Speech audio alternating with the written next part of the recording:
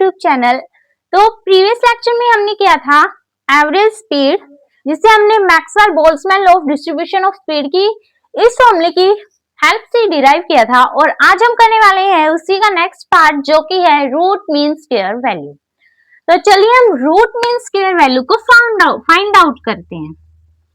Root mean square, तो root mean square basically किसी भी चीज का स्क्वायर फाइंड आउट करना।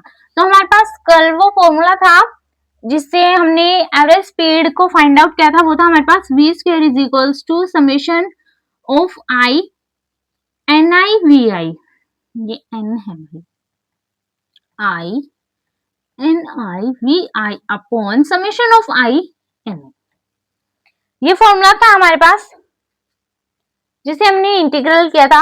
तो रूट मीन स्क्वायर में बेसिकली होता क्या है, हमें किसी भी चीज का स्क्वायर करना होता है, तो हम स्क्वायर करेंगे। इसके बाद हमने ये टर्म ली थी v is equals to 1 upon n integral 0 to infinity n v n v dv, ये टर्म आई थी हमारे पास समेशन को इंटीग्रल में चेंज करने के बाद।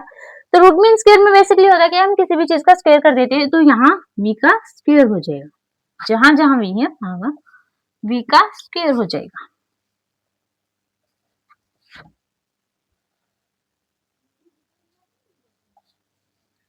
सो हमारे पास एनवीडीवी की वैल्यू है ये वाली, तो हम इसमें पुट कर देते हैं। तो हमें क्या मिलेगा, v bar v square is equals to 1 upon n integral 0 to infinity v square dot 4 pi n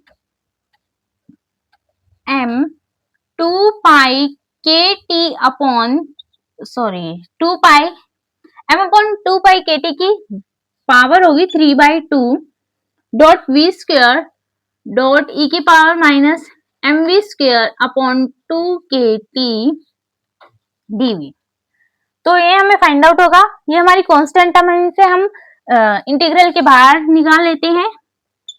we square is equals to 1 upon n, इस टर्म को हम बाहर निकालेंगे 4 pi n m 2 pi K T 3/2। तो देखिए friends, हमारे पास यहाँ पे भी वी स्क्वायर है एंड यहाँ पे भी वी स्क्वायर है, तो ये दोनों टर्म कंबाइन होंगे, तो हमारे पास v की पावर 4 डॉट e की power minus M we square upon k upon 2 के टी डीवी। यहाँ n से n कैंसिल आउट हो जाएगा, तो हमारे पास ये टर्म बचेगी। हमारे पास ये टर्म बचेगी। तो हमारे स्टैंडर्ड इंटीग्रल फॉर्मूले की मदद से जो हमारे पास स्टैंडर्ड इंटीग्रल फॉर्मूला होगा, तो वो ये होगा 0 टू इंफिनिटी x की पावर 4 e की power minus b square dx is equals to, जो किसके इक्वल होगा 3/8 रूट पाई अपॉन b की पावर 5। जो हमारा स्टैंडर्ड इंटीग्रल फॉर्मूला होगा इसे डिराइव करने के लिए आगे, वो हमारा क्या होगा, x की पावर 4, यहाँ इंटीग्रल और x की पावर 4 है, e minus b square e की power minus b square dx, वो इज इक्वल्स टू होगा 3/8 under root pi upon b की पावर 5। तो हमारे पास x और b और dx है क्या, बेसिकली जैसे हमने पहले किया था, हम m अपॉन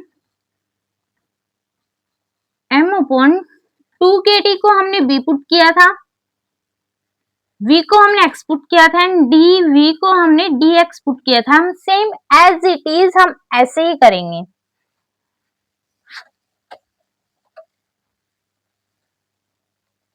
सो हमारे पास इस टर्म की जगह ये टर्म है, यहाँ पे आप कंपेयर कर सकते हैं, x की पावर 4 v की पावर 4 e की power minus b x square, हमने m अपॉन 2 के टी को हमने v माना है, तो ये v और x स्क्वायर हो जाएगा क्योंकि v को हमने x माना है, और ये dv की जगह dx हो जाएगा। तो एज कम्पेयर टू ये इसी के इक्वल्स टू है, तो हम इस टर्म को इस टर्म के इक्वल्स टू लिख सकते हैं।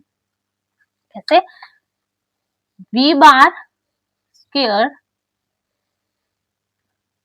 Is equals to 4 pi m 2 k t की पावर 3/2 एंड डॉट 3/8। ये टर्म इसके इक्वल है, तो इंटीग्रल यहाँ स्टैंडर्ड इंटीग्रल से हमारे पास ये फॉर्मूला आ गया 3/8 रूट पाई b की पावर 5। तो हमारे पास b क्या है, ये तो हम इसमें पुट कर देते हैं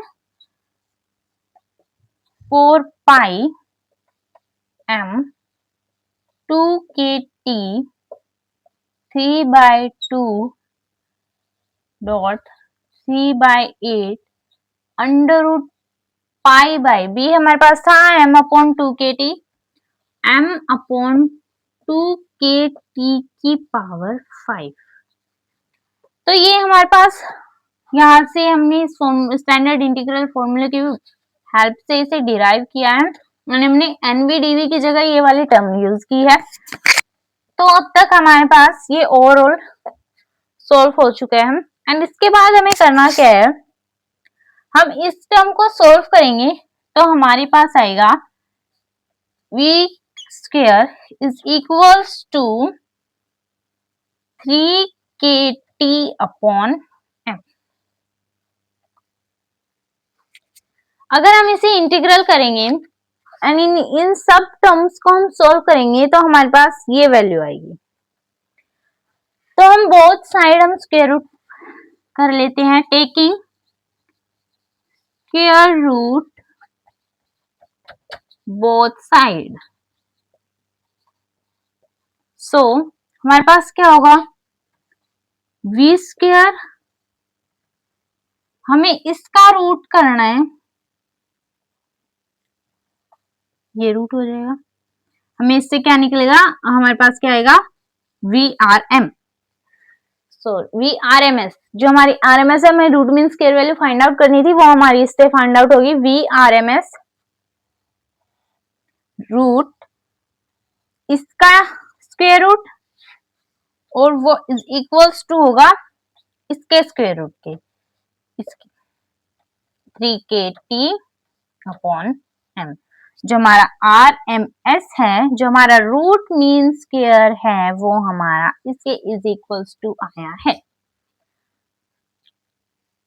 इसलिए नेक्स्ट जो टॉपिक है हमारा वो है मोस्ट प्रोबेबल स्पीड, वो हम नेक्स्ट लेक्चर में कवर करेंगे। Thanks for watching.